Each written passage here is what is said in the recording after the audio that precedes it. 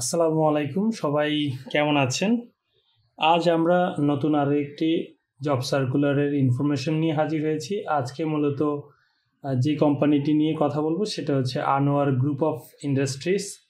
So তারা যে ডেজিগনেশনটা দিয়েছে সেটা হচ্ছে ইন্টার্ন নিবে তারা হিউম্যান রিসোর্স থেকে।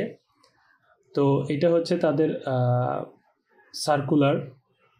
সো এখানে বেসিক কিছু ইনফরমেশন দেওয়া আছে। সো ইনফরমেশনগুলো আমরা স্টেপ বাই স্টেপ দেখাচ্ছি আপনাদের। সো এখানে জব কন্টেন্ট তারা চেয়েছে, we are seeing a dynamic and motivate HR intern to join our human resource team. The intern will support various HR function with a primary focus on talent acquisition, organizational development and learning development. So এখানে কিছু responsibility চেয়েছে, আর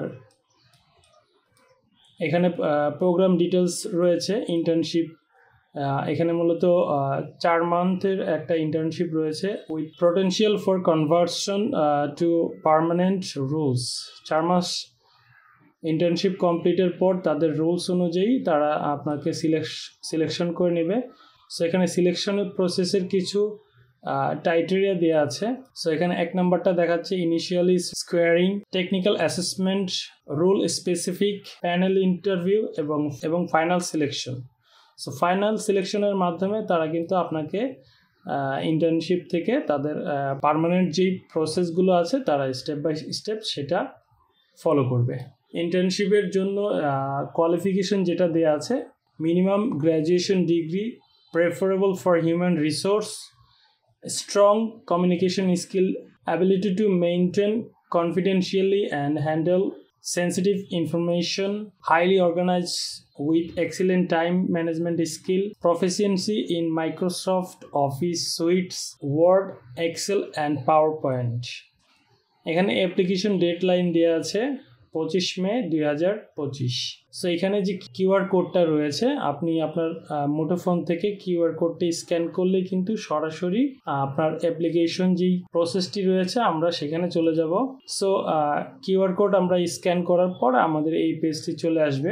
so এই page চলে আসার পর আপনি আপনার যে জিমেলটি আছে সেটা এখানে অ্যাড করে দিবেন।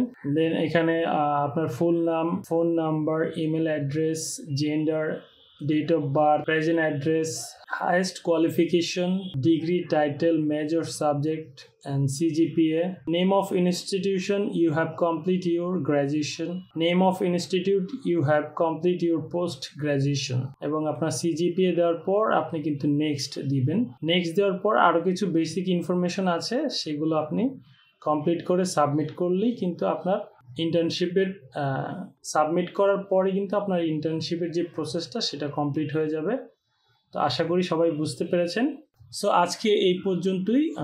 পরবর্তীতে নেক্সট টাইম যেই জব সার্কুলারগুলো আসবে রিসেন্টলি, আমরা সেগুলো কিন্তু আপনাদের মাঝে প্রতিদিনই ডে বাই ডে একটি করে জব সার্কুলার উপস্থাপন করব। সো সবাই ভালো থাকুন। আসসালামু আলাইকুম।